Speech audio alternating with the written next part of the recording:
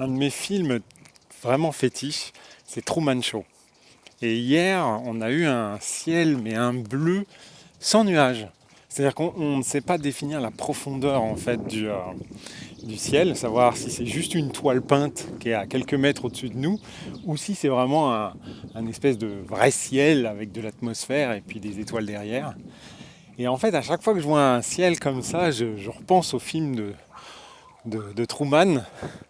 Et en fait, ce qui est quand même hallucinant dans cette histoire, c'est que pour faire en sorte que Truman ne quitte pas son village, ils ont quand même noyé son père, quand même hallucinant dans l'histoire, tout simplement parce que c'était nécessaire à la survie de l'émission qu'il puisse rester ad vitam aeternam dans son petit patelin, qu'il ait peur de sortir, et donc il ne peut pas traverser le pont, puisque c'est symbole de la flotte, et puis il y a de la mer tout autour, puisqu'on est sur une île, donc globalement, Truman, il est obligé de vivre dans sa petite zone de confort, malgré lui.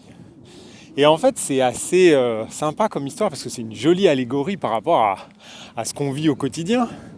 Et la vraie question, c'est, alors la vie, toi, moi, qu'est-ce qu'elle a fait pour que, in fine, on se retrouve à être pétrifié de traverser le pont, chose que je suis d'ailleurs en train de faire en ce moment même. Donc là, ça y est, j'affronte ma peur et je viens traverser, voir ce qu'il y a sur l'autre rive.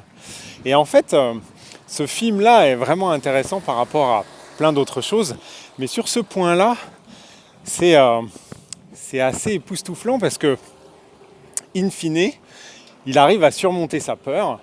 Et je crois qu'on est tous capables de le faire, même si on n'a aucun repère, puisque c'est le cas de Truman.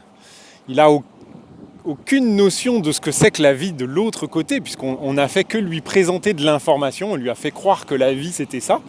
On lui a montré des images, on lui a mis des magazines sous le nez, on lui a même mis une femme qui n'arrête pas de raconter des pubs dans sa vie de tous les jours. Donc il n'a aucun autre repère et malgré ça, il sent qu'au fond de lui, il y a quelque chose de différent, quelque chose qui va le pousser à agir et qui va l'emmener bien au-delà de ses petites limites.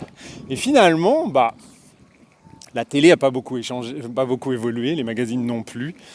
Toutes ces sources d'informations ne sont là que pour limiter notre environnement, nos croyances, alors qu'on est bien plus que ça.